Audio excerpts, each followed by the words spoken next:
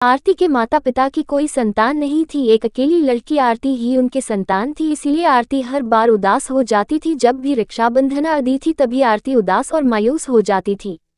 वैसे तो आरती को किसी चीज की कमी नहीं थी, सिर्फ कमी थी तो एक भाई की थी। आरती का कोई भाई नहीं था, इसलिए आरती हर रक्षाबंधन पर बहुत रोती थी।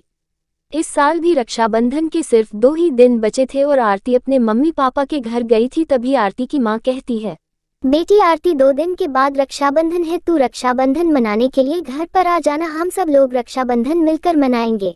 हाँ बेटी आरती, तेरी माँ ठीक कह रही है। वैसे भी ससुराल में तू क्या करेगी, इसलिए तू और दामाद जी यहीं पर आ जाना, हम सब लोग मिलकर रक्षाबंधन मनाएंगे। बेटी आरती, वैसे भी तो तेरे मामा आने वाले हैं, तो तुम दोनों भी आ जाना, हम मिलकर मनाएंगे रक्षाबंधन। पापा मम्मी, इस साल मेरा बिल्कुल भी मन नहीं है आने का। वैसे भी मम्मी मैं क्या करूंगी, यहाँ आकर मेरा कोई भाई भी तो नहीं है कि मैं उसको राखी बांधने के लिए आती। अगर मेरा कोई भाई होता तो मैं उसको राखी बांधने के लिए आती। माना जाने मैंने अगले जन्म में कौन से पाप किए थे जो इस जन्म में मुझे भाई नहीं मिला। मैं कितनी अभागन हूँ ना माँ, काश के ऊपर वाले ने मुझे एक भाई दिया होता, चाहे वह कैसा भी होता, पर मुझे एक भाई दिया होता ऊपर वाले तूने। ऐसा कहकर रोने लग जाती है और रक्षाबंधन का दिन आ जाता है। इस गाँव में शिवम नाम का एक गरीब किसान रहता था। वह मेहनत मजदूरी करके अपना घर चलाता था। शिवम वैसे तो गरीब था लेकिन दिल से बहुत अमीर था।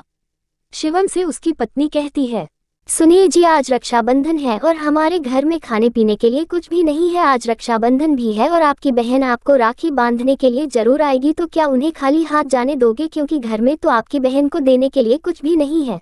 ज्योति, तुम चिंता मत करो, मैं अभी गांव में जाता हूं और किसी से कुछ पैसे उधार लेकर आता हूं। मेरी बहन को मैं खाली हाथ तो नहीं जाने दे सकता हूं और घर के लिए कुछ राशन भी लेकर आ जाता हूं। शिवम ऐसे कहकर गांव में चला जाता है और इधर आरती अपने घर के बगीचे में जाकर जोर जोर से रोने लग जाती है। आरती बहुत जोरों से रो रही थी। उसी रास्ते से शिवम भी गांव की तरफ जा रहा था। शिवम ने आरती को रोते हुए देखा और आरती के पास में जाकर कहता है, अरे बहन, तुम क्यों रो रही हो? आज तो रक्षाबंधन है ना, और तुम रक्षाबंधन के दिन रो रही हो। क्या तुम्हें तुम्हारा भाई लेने नहीं आया इसलिए रो रही हो, या फिर कोई दिक्कत है? अगर कोई दिक्कत है तो मुझे बताइए, मैं आपकी मदद करूंगा। भाई कोई दिक्कत नहीं है, मेरा भाई मुझे लेने कैसे आ सकता है, क्योंकि भाई मुझे अभागन का कोई भाई नहीं है। मेरे माँ बाप की मैं इकलौती संतान हूँ, इसलिए तो मैं रो रही हूँ। ऊपर वाले ने मुझे भाई को राखी बांधने का सुख नहीं दिया। काश ऊपर वाला मुझे एक भाई दे देता तो मैं भी सभी की तरह अपने भाई को हर रक्षाबंधन पर राखी बांधती। बहन, अगर ऐसी ही बात है तो तुम मुझे राखी बांध सकती हो, अगर तुमको आपत्ति नहीं हो तो, क्योंकि मैं एक मामूली सा किसान हूँ, दिन भर मेहनत मजदूरी करता हूँ, तब जाकर एक टाइम का चूल्हा जलता है। बहन, तुम्हें देने के लिए मेरे पास पैसे तो नहीं है, फिर भी तुम चाहो तो मुझे राखी बांध सकती हो, अगर तुम्हें कोई एतराज नहीं हो तो।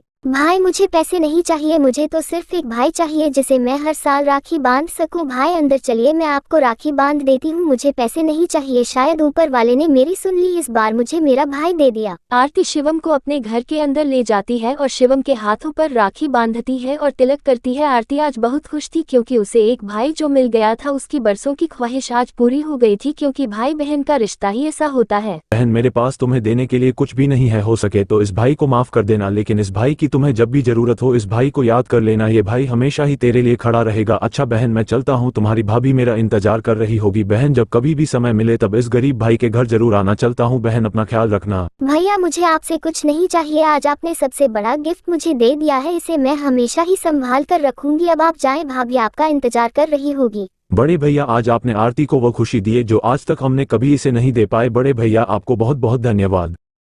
अरे ये क्या, आपके हाथों में राखी किसने बांध दी है? कहीं आपकी बहन रास्ते में तो नहीं मिल गई और उसने आपके हाथों में राखी बांधी? शिवम अपनी पत्नी ज्योति को सब कुछ बताता है कि कैसे आरती ने शिवम को राखी बांधी। वह सारी बात अपनी पत्नी को बताता है। आरती, अब तो तुम खुश हो ना, तुम्हें तुम्हारा भाई जो मिल गया? हाँ, मैं आज बहुत खुश हूँ कि मुझे मेरा भाई मिल गया। भगवान सबको एक एक भाई जरूर दे ताकि कोई भी बहन मेरी तरह अपने भाई के लिए ना तड़पे। अगर आप भी अपने भाई से प्यार करते हो तो नीचे कमेंट में जरूर बताना।